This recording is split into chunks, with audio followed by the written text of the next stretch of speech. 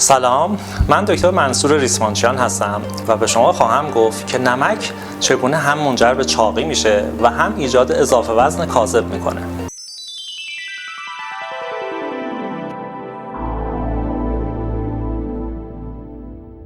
وقتی یک غذا یا خوراکی خوشنمک باشه مسلماً خوشمزه تر میشه و کنترل اشتها برای شما خیلی سخت‌تر میشه.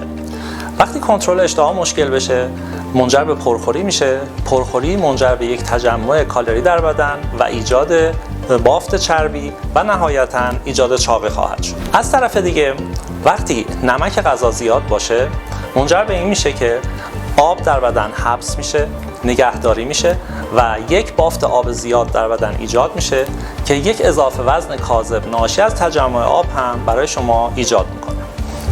بنابراین اگر شما غذایی که نمک داره رو استفاده بکنید به صورت تصاعدی وزن اضافه خواهید کرد، هم از طریق چاقی و هم از طریق اضافه وزن کاذبی که به وجود میاد. از طرف دیگه نمک باعث ایجاد بیماری هم میشه. بیماری‌های مثل فشار خون و بیماری‌های قلبی در اثر نمک به وجود میان. و در ضمن وقتی نمک وارد بدن میشه کلسیم مجبور از بدن خارج بشه. در افراد بزرگسال ایجاد پوکی استخوان و در کودکان اختلالات قدی ایجاد خواهد شد.